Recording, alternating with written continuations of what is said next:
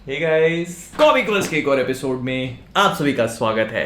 तो falcon and the winter soldier का episode 3 अभी तक का सबसे ज्यादा मार्वल जैसा एपिसोड निकला। Fast paced action, Marvel cinematic universe से डीप कनेक्शंस एंड इसके अलावा सीक्रेट कैमियोस। तो क्योंकि बहुत सारी चीजों के बारे में बात करनी है, तो कॉमिक वर्स से मैं हूं मोहित और आज हम लोग बात करने वाले हैं falcon and the winter soldier के एपिसोड 3 के बारे में। ये एक सॉर्ट ऑफ डिटेल्स मिस्ड वाला वीडियो होगा, एपिसोड एक्सप्लेनेशन वाला भी होगा। आपको पता है चीजें कैसे वर्क करती हैं, तो बिना गुंडों वाले शहर में जाए, चलिए शुरू करते हैं।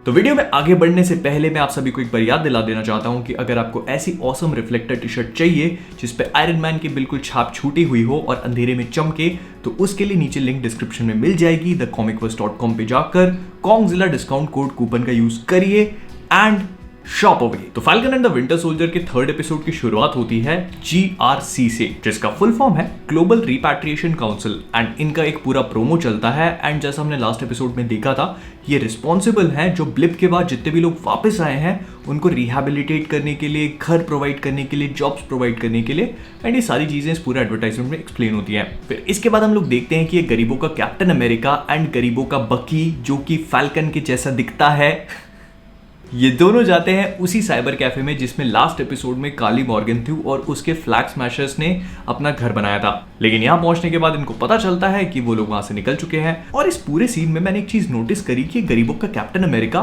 हर एक शॉट में अलग नजर आता है। जैसे पिछले एपिसोड के लास्ट वाले सीन में ये एकदम ही गुंडा लग रहा था और इसमें फिर से ठीक ठाक लगने लगा है। एंड ये परफेक्ट एग्जाम्पल है इस बात का कि अगर पापा का नाम बड़ा हो तो भी बेटा कुछ उखाड़ नहीं सकता, क्योंकि उसी साइबर कैफे में पहुंचने के बाद एक आदमी को डराता धमकाता है एंड जब कोई भी चीज काम नहीं करती तो ये उसे वही डायलॉग देता है जो हर लौंडा पुलिस से रोके जाने पर पुलिस वालों को देता है, तू जानता नहीं है मैं कौन हूं। एंड इधर जर्मनी में हम देखते हैं कि जीमो से मिलने के लिए बकी उसके सेल में जाता है एंड जीमो वही माल गाड़ी, मिठाई की दुकान, वही सारे पुराने कीवर्ड्स बोलकर उसको लालच देकर अपने कंट्रोल में करने की कोशिश करता है, लेकिन बकी पे वो काम नहीं करते। फिर बकी उसे ये बताता है कि सुपर सोल्जर सिरम मार्केट में डिस्काउंट रेट पे बिक रहा है, तो जीमो कहता है कि वो उसकी मदद कर सकता है।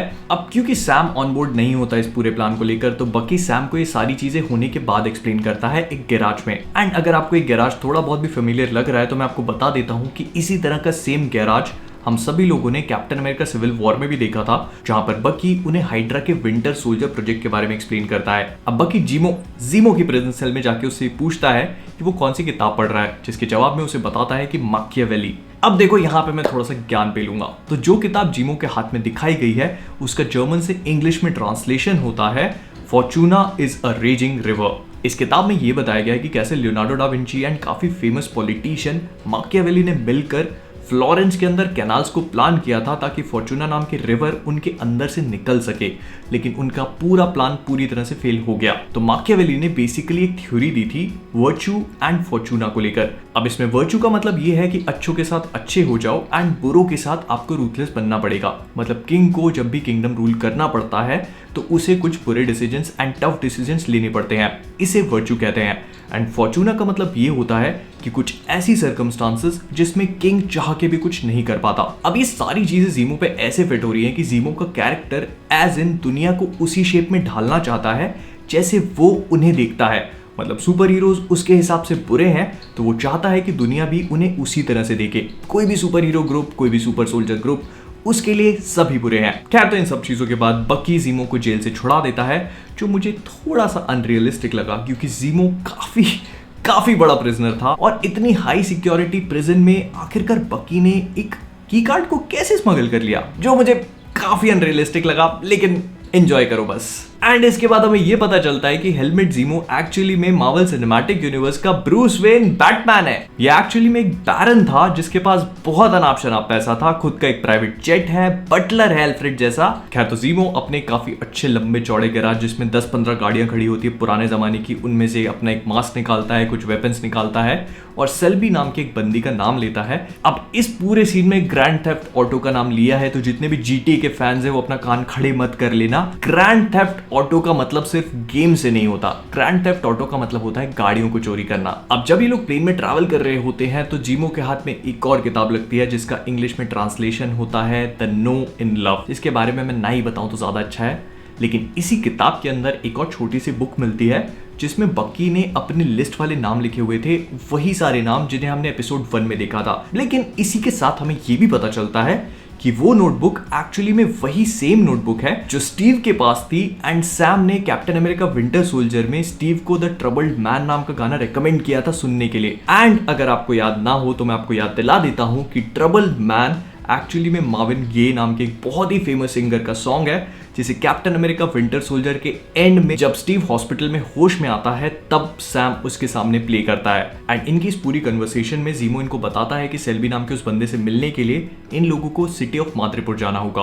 अब माद्रिपुर को लेकर मैं आप सभी लोगों को बहुत बढ़िया सा ज्ञान बांटूंगा। तो माद्रिपुर मार्वल कॉमिक्स में एक बहुत ही इंपॉर्टेंट लोकेशन है जहां पर जितने भी गुंडे लोग हैं वो सब वहीं जाके बस जाते हैं। ये शो में जिस जगह पे बताई गई है कॉमिक्स में भी उसी जगह पे एग्जिस्ट करती है, मतलब सिंगापुर और इंडोनेशिया के आसपास कहीं पे। एंड जब जीमो माद्रिपुर को एक्सप्लेन कर रहा होता है तो सैम उनसे कहता है कि वो लोग माद्रिपुर का नाम ऐसे क्यों ले रहे हैं जैसे वो स्कल आइलैंड हो। एंड मुझे बताने की जरूरत नहीं है कि स्कल आइलैंड किस चीज का ईस्टर एग हो सकता है। तो बेसिकली माद्रिपुर 1800s में एक पायरेट आइलैंड था जिसका इस्तेमाल जितने भी गुंडे लोगों वाले काम होते हैं तस्करी फस्करी करने के लिए, उनके लिए यूज किया जाता था। एंड अब मॉडर्न वर्ल्ड में इस जगह को और भी ज्यादा मॉडर्नाइज कर दिया गया है, लेकिन काम वही सारे चल रहे हैं। और इस पूरी सिटी को बेसिकली 2 पार्ट्स में डिवाइड किया गया है, high town and low town. High town में अच्छे अमीर अमीर और पैसे वाले लोग रहते हैं, एंड यहाँ का लॉ मतलब पुलिस वाले भी हाई टाउन में एग्जिस्ट करते हैं।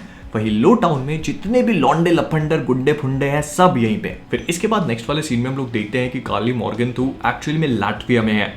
अब जो लोग इसे डॉक्टर डूम की लाटवेरिया से कंफ्यूज कर रहे थे तो मत करना, डॉक्टर डूम मार्वल के यूनिवर्स में लाटवेरिया को रूल करता है, लाटविया को नहीं। एंड यहाँ पे बेसिकली कार्ली किसी मरती हुई लेडी के साथ में उसे कंफर्ट करने जाती है। अब ये लेडी हो सकता है कि डोनिया मेडानी हो, जिनका नाम आगे एपिसोड में लिया गया है। एंड अगर आपको ऐसा लग रहा है कि आपने नाम कहीं पे सुना है तो मैं आपको याद दिला देता हूँ कि अगर आपने पनिशर देखा है तो उसमें डीना मडानी नाम की कैरेक्टर थी जो काफी अच्छी थी एंड इंपॉर्टेंट भी। अब डोना मडानी का डीना मडानी से कोई कनेक्शन है या नहीं मुझे नहीं पता, क्योंकि मार्वल सिनेमैटिक यूनिवर्स में नेटफ्लिक्स के जितने भी सुपर हीरोज और शो थे वो शायद एग्जिस्ट नहीं करते हैं। हो सकता है कि लोग मल्टीवर्स के कंसेप्ट को इंट्रोड्यूस कराने के बाद इन सब चीज़ों को कैनन कर दे समहाउ, लेकिन फिलहाल के लिए हम इन दोनों कैरेक्टर्स के बीच में कनेक्शन को अज्यूम नहीं कर सकते। एंड इसके बाद वाले सीन में मैं सच बता रहा हूँ, जब मैंने पहली बार माद्रिपुर को देखा ना तो मुझे ऐसा लगा कि ट्रेलर्स इस सिटी के साथ जस्टिस नहीं कर पाए। इसको बहुत ही ब्यूटीफुली क्रिएट किया गया है। खैर, तो माद्रिपुर में एंटर करने के लिए बैरन जीमो अपने जीमो वाले नाम का यूज करता है, बक्की विंटर सोल्जर बन जाता है एंड सैम बनता है कॉनराड मैक उर्फ स्माइलिंग टाइगर। अब कॉनराड मैक या स्माइलिंग टाइगर एक्चुअली में मार्वल के कॉमिक बुक यूनिवर्स में एग्जिस्ट करने वाला एक एक्चुअल कैरेक्टर है जो वैसे तो इतना इंपॉर्टेंट था नहीं, लेकिन माद्रिपुर और इस वाले कैरेक्टर को यहाँ पे यूज करना मुझे लगता है कि मार्वल वाले हमें एक बहुत ही अच्छा ईस्टर एग देने की कोशिश कर रहे हैं। मैं समझा देता हूँ। तो बेसिकली स्माइलिंग टाइगर पूरी तरह से पीला दिखता है, इसके बड़े बड़े क्लॉज हैं एंड जनरली ये अपने कंट्रोल से बाहर रहता है, मतलब फेरल स्टेट में। अगर कनेक्ट नहीं कर पा रहे हो तो मैं बता देता हूं, यहां पर मार्वल सिनेमैटिक यूनिवर्स वाले हमें वोल्वरीन की फील देने की कोशिश कर रहे हैं। तो कॉनराड मैक को लेकर इन्होंने बहुत सारी चीजें कर ली। पहली बात तो सैम का एक्चुअल में नाम एंथनी मैकी है, तो कॉनराड मैक में मैकी उन्हीं के नाम को सिग्निफाई भी कर रहा है। फिर उसके बाद क्योंकि लोगन भी येलो कलर के कपड़े पहनता है, उसके बड़े बड़े क्लॉज हैं एंड वो फेरल स्टेट में रहता है, तो यहाँ पे जिन लोगों को वोल्वरीन वाली खुजाल थी वो भी मिटा दी मार्वल ने। और यहाँ पे वोल्वरीन का ईस्टर एग क्यों दिया गया है वो भी मैं बता देता हूँ, क्योंकि माद्रिपुर पूरी दुनिया में एक ऐसी जगह है जहां पर लोगन हमेशा पाया जाएगा। उसकी फेवरेट जगह है वो, और अगर वो दुनिया में कहीं नहीं मिलता तो माद्रिपुर में मिलेगा आपको। फिर ये लोग इसी सिटी में थोड़ा सा आगे बढ़ते हैं एंड हमें कुछ नोट दिखाए जाते हैं, तो मैं आप सभी को बता देता हूं। अगर आप लोग सोच रहे हो तो माद्रिपुर की अपनी खुद की करेंसी है माद्रिपुर डॉलर। इसके अलावा वो लोग और कोई पैसा एक्सेप्ट नहीं करते। एंड इसी के साथ हमें एक प्रिंसेस बार नाम की और भी जगह दिखती है। तो बेसिकली प्रिंसेस बार मार्वल कॉमिक्स में भी एग्जिस्ट करने वाली एक जगह है जो माद्रिपुर में ही रहती है एंड इसका ओनर एक टाइम पर पैच नाम का कैरेक्टर था। और गेस करिए कि पैच का रियल नेम क्या है? मैं बता देता हूं, वोल्वरीन। तो इस पूरी सीक्वेंस में मार्वल ने हमें भर भर के ये चीज बताने की कोशिश करी है कि लोगन है रहता है, पर दिखाएंगे नहीं। खैर, इन सब चीजों के अलावा हमें एक चीज और देखने को मिलती है जो माद्रिपुर का काफी इंपॉर्टेंट पार्ट है एंड वो है पावर ब्रोकर। पावर ब्रोकर का नाम हर कहीं पे मेंशन्ड है एंड दीवारों पे भी आपको देखने को मिल जाएगा। एंड जब ये लोग आगे जाकर उस सेल्वी नाम की कैरेक्टर से मिलते हैं तो वो भी इन्हें बताती है कि पावर ब्रोकर एक्चुअली में माद्रिपुर का किंग है। अब पावर ब्रोकर कौन है, कैसा दिखता है, इस बारे में हमें कुछ भी नहीं बताया गया, लेकिन हमें ये चीज बहुत ही क्लियरली समझ में आ गई है कि पावर ब्रोकर इस पूरे शो का, इस पूरे falcon and the winter soldier का एक बहुत ही इंपॉर्टेंट एंड की कैरेक्टर होगा, जो प्रोबेबली शो का विलन भी है। एंड समहाउ मुझे ऐसा लगने लगा है कि शायद पावर ब्रोकर को हम लोग ऑलरेडी देख चुके हैं। हो सकता है कि पावर ब्रोकर कोई नोन इंसान हो। खैर, तो सेल्बी से होने वाली इस पूरी कन्वर्सेशन से इन्हें ये पता चलता है कि डॉक्टर विल्फ्रेड नाइजेल नाम का एक डॉक्टर है, पगलिया डॉक्टर, जिसने सुपर सोल्जर सीरम को रिक्रिएट कर लिया है। एंड अगर कॉमिक बुक्स की बात करी जाए तो फिर से ज्ञान आएगा यहाँ पे। तो कॉमिक बुक्स में डॉक्टर विल्फ्रेड नाइजेल उर्फ जोसेफ राइनस्टीन एक बहुत ही इंपॉर्टेंट कैरेक्टर था, जिसने डॉक्टर अर्स्किन के बाद सुपर सोल्जर सीरम को रिक्रिएट किया था। एंड वो अमेरिका का जो पूरा अफ्रीकन अमेरिकन सुपर सोल्जर्स वाला प्रोग्राम था, उसके लिए यही रिस्पॉन्सिबल था। मतलब आइजिया ब्रैडली को सुपर सोल्जर सीरम देकर उसे ब्लैक कैप्टन अमेरिका बनाने के लिए यही पगलिया रिस्पॉन्सिबल था। खैर, तो ये लोग सेल्बी से बात करते हैं, लेकिन इनकी कन्वर्सेशन वैसी जाती नहीं जैसे ये लोग सोच रहे थे। एंड कोई दूर से सेल्बी को स्नाइप कर देता है, जो मुझे लगा कि काफी सरप्राइजिंग था, क्योंकि आखिरकार सेल्बी इतनी प्रोटेक्टेड बंदी है एंड उसे ऐसे ही किसी ने इतने की मोमेंट पे कैसे स्नाइप कर दिया।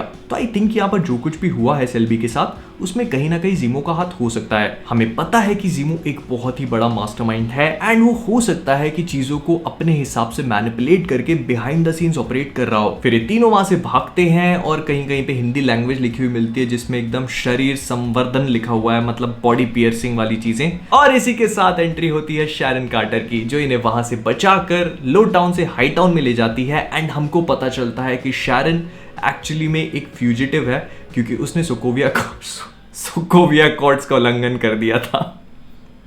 क्यों चल रही है ये चीजें अभी भी। खैर, तो शैरन का गुनाह ये था कि उसने बकी और सैम को भागने में मदद करी थी, तो वो खुद ही अब भगोड़ी बन चुकी है और इसीलिए वो माद्रिपुर में आती है, कुछ नकली पेंटिंग सेल करती है एंड एक बहुत बड़ी आदमी बन जाती, मतलब बड़ी औरत बन जाती है वहां की। अब वो इनको अपने महल वहल में लेके जाती है और यहाँ पे एक पेंटिंग देखने को मिलती है हमें। एंड अगर आप लोग सोच रहे हैं कि ये पेंटिंग कौन सी, तो मैं बता देता हूँ। इस पेंटिंग का नाम है a woman with a parasol and इसे पेंट किया था क्लॉडे मोने ने। ये फ्रेंच पेंटर, लोग ऐसे ही नाम रखते हैं अपने। एंड इन सब के बाद एक वहां पे पार्टी वार्टी होती है एंड शैरन ये पता लगा लेती है कि डॉक्टर नाइजेल आखिरकार है कहां पर। और गेस करो वो कहां होता है। कैस क्या करोगे, देख ही लिया होगा आप लोगों ने। तो विल्फ्रेड नाइजेल एक्चुअली में शिपिंग कंटेनर्स के पोर्ट पे होता है, जहां पर शिपिंग कंटेनर्स के अंदर ही उसकी एक सीक्रेट लैब है और बढ़िया गाने वाने सुनते हुए अपना काम कर रहा होता है। तभी सैम, बक्की और जीमो वहां पहुंच जाते हैं एंड उसकी नाक में दम कर देते हैं।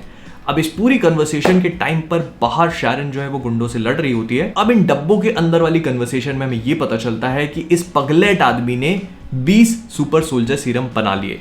कैसे बनाए, क्या बनाए, वो इतना इंपॉर्टेंट नहीं है, बता देता हूं। फिर भी उसने डॉक्टर अर्स्किन का फॉर्मूला सीआईए वालों के लिए कॉपी किया, रिक्रिएट कर लिया आइजिया ब्रैडली के ब्लड से आइसोलेट करके। एंड वो इसे पूरी तरह से बनाने ही वाला था कि थैनोस हो गया। और धूल से जब वो वापस आया तो फिर सारा का सारा प्रोजेक्ट खत्म हो चुका था एंड फाइनली उसने पावर ब्रोकर के लिए आकर इस काम को कंप्लीट करा। अब पावर ब्रोकर के पास 20 फाइल्स थे, जिन्हें कार्ली मॉर्गेनथ्यू ने चोरी कर लिया एंड वो उसे लिए फिर रही है। अब इनका क्या मकसद है ये अभी तक क्लियरली एक्सप्लेन नहीं किया गया, क्योंकि कार्ली को जब हम नेक्स्ट देखते हैं तो वो लिथुआनिया में है एंड ये लोग एक फैसिलिटी को लूटते हैं एंड उसे ब्लास्ट अप करके वहां से निकल जाते हैं। एंड इस पूरे सुपर सोल्जर सीरम को डॉक्टर नाइजेल ऐसे एक्सप्लेन करते हैं कि उस वाले सीरम से भी ज्यादा परफेक्ट है, क्योंकि ये इंसान को बहुत ज्यादा ऐसे बॉडी बिल्डर नहीं बना देता। ऑल्दो मुझे लगता है कि बॉडी बिल्डर बन जाएंगे तो ज्यादा मजा आएगा, फील आएगा सुपर सोल्जर का। लेकिन इस वाले फॉर्मूले में वो चीज नहीं होती। कोई आपको देख के भी नहीं बता सकता कि आप इतने शक्तिशाली शक्तिमान हो। एंड यही चीज डॉक्टर नाइजेल के हिसाब से एक परफेक्ट सुपर सोल्जर सीरम है। बट सिंस उन्होंने सिर्फ 20 ही बनाए थे एंड पिछले एपिसोड में हमने देखा कि कार्ली के 8 लोगों के पास सुपर स्ट्रेंथ है, तो इसका मतलब यह है कि उन 20 में से 8 इन लोगों ने ऑलरेडी यूज कर लिए हैं। अब अगर आप लोग सोच रहे हैं कि पिछले एपिसोड में तो वो इतने बड़े बड़े कंटेनर भर के ले जा रहे थे, तो फिर 20 कैसे हुए उसमें, तो मैं एक्सप्लेन कर देता हूं। अब कार्ली जो पिछले एपिसोड में जितनी भी चीजें चोरी कर रही थी वो एक्चुअली में सुपर सोल्जर सीरम नहीं थे। हमें इस एपिसोड में ये चीज समझ में आई है कि कार्ली बेसिकली अपने जितने भी रिफ्यूजीज और अपने भाई बंधु लोग हैं उनके लिए supplies, rations, vaccines, medicine in सब चीजों को इकट्ठा करने की कोशिश कर रही है। ये वो सारी चीजें हैं जिनको जीआरसी वाले अपने हेडक्वार्टर्स में स्टोर करके रख रहे हैं ताकि क्राइसिस के टाइम पर यूज कर सकें। लेकिन कार्ली के हिसाब से वो चीजें अभी यूज होनी चाहिए क्योंकि जरूरतमंदों को वो चीजें नहीं मिल पा रही हैं। एंड इस पूरी कन्वर्सेशन के चलते चलते जीमो इस बात को समझ जाता है कि अब इस पागल नाइजेल का कोई मतलब नहीं है, तो वो उसे वहीं शूट करके मार देता है। फिर इन पे अटैक होता है, ये लड़ते वड़ते हैं। जीमो अपना मास्क पहनता है, सिर्फ इसीलिए पहनते हुए दिखाया गया ताकि इस वाले एपिसोड में ये लोग जीमो का मतलब डैनियल ब्रुल का स्टंट डबल यूज कर लें एंड किसी को पता नहीं चलेगा। एंड इस सब कुछ होने के बाद ये सब लोग मस्त अपनी गाड़ी में बैठ के वहां से निकल जाते हैं। एंड शैरन जाती है अपनी बॉडीगार्ड से कहती है कि वो लोग एक डीप ट्रबल में फंस चुके हैं। तो इस पूरे सीन के बारे में आपका क्या ख्याल है कि शैरन की बॉडीगार्ड कौन होगी एंड शैरन इतनी परेशान क्यों है? मुझे कमेंट्स में बताना मत भूलना। एंड इसके अलावा भी ये गरीबों के कैप्टन अमेरिका एंड ले मार्क को पता चल चुका है कि ये लोग जीमो को लेके वहां से भागे हैं और अब प्रोबेबली अगले एपिसोड में ये दोनों जाएंगे, इनको फॉलो करेंगे एंड इनकी एक अच्छी खासी फाइट होगी। और फॉलो करने से मुझे याद आया कि इस एपिसोड के एंड होते होते बकी कुछ वकांडन कोमेओ बीट्स को फॉलो करता है, मतलब वकांडा के छोटे छोटे गोले। एंड एक गली में पहुंचने के बाद उसे वहां पर एक डोरा मिलाजे मिलती है जो कहती है कि वो बैरन जीमो को वहां पर लेने आई है। अब अगर आप लोग इस कैरेक्टर को लेकर थोड़ा बहुत भी कंफ्यूज हैं तो मैं आप सभी को बता देता हूँ कि इसका नाम बेसिकली आयो है, जिसे हमने Black Panther, Captain America Civil War और इन्फिनिटी वॉर तीनों में ही देखा था। लेकिन सिंस ये तचाला के साथ में रहती है और इतना आगे नहीं रही तो ध्यान नहीं जाता उस पर। तो कुल मिला के falcon and the winter soldier का एपिसोड 3 मुझे बहुत अच्छा लगा। पुराने दोनों एपिसोड से क्लियरली ये वाला एपिसोड बेस्ट था। एंड ये शो बहुत ही तेजी से मूव कर रहा है, जिसके बारे में आपका तो मुझे नहीं पता, लेकिन मुझे इस पेस पर इसे देखने में बहुत मजा आ रहा है। एक्शन का तड़का, नए नए ट्विस्ट रिवील हो रहे हैं, मार्वल सिनेमैटिक यूनिवर्स और भी ज्यादा एक्सपैंड हो रहा है, डीप हो रहा है, सीक्रेट कैमियोज हमें देखने को मिल रहे हैं। इसके अलावा और क्या चाहिए जीवन से? तो विद दैट बीइंग सेड हम लोग इस वीडियो को यहीं पे रैप अप करेंगे। अगर आपको वीडियो पसंद आया हो तो प्लीज इसे लाइक और शेयर करना मत भूलिएगा। फिर इसके बाद अगर आप सभी लोग कॉमिक वर्स पे नए हैं तो आपको पता है कि क्या करना है। नीचे वाला सब्सक्राइब बटन रेड है, उसे ग्रे बना दो, पता तो। फिर इसके बाद अगर आप सभी लोग को ऐसी ऑसम टी शर्ट चाहिए एकदम रिफ्लेक्टर वाली तो thecomicverse.com पे जाइए एंड शॉप अवे कॉन्गजिला कूपन कोड को यूज करना मत भूलना, भूल जाते हो आप लोग। एंड अगर आप लोगों ने मुझे फेसबुक, इंस्टाग्राम, ट्विटर, डिस्कॉर्ड पे फॉलो नहीं किया है तो दुनिया जमाने में है अपन, कर लो जाके फॉलो, कुछ नहीं जाता, 2 सेकंड लगते हैं, फ्री है सब कुछ, लाइक भी कर दो। एंड इसके बाद कमेंट्स में मुझे ये चीज जरूर बताना कि falcon and the winter soldier को लेकर आपकी क्या क्या थ्योरीज है। कोई क्वेश्चंस हो सवालवर्स को लेकर तो वो भी पूछ सकते हो। मैं पूरी कोशिश करूंगा उन्हें अपने एपिसोड में, अगले एपिसोड में इंक्लूड करने की, तो अगर पूछ लो। और अगर थोड़े शर्मीले मिजाज के हो तो इंस्टा पे स्टोरी डाल के मुझे टैग कर दो, उसमें तो मजा ही आ जाता है। तो इन सब चीजों के बाद जाने से पहले कॉमिक वर्स से मैं हूं मोहित और आप सभी लोग stay safe, stay inside and as always keep being awesome.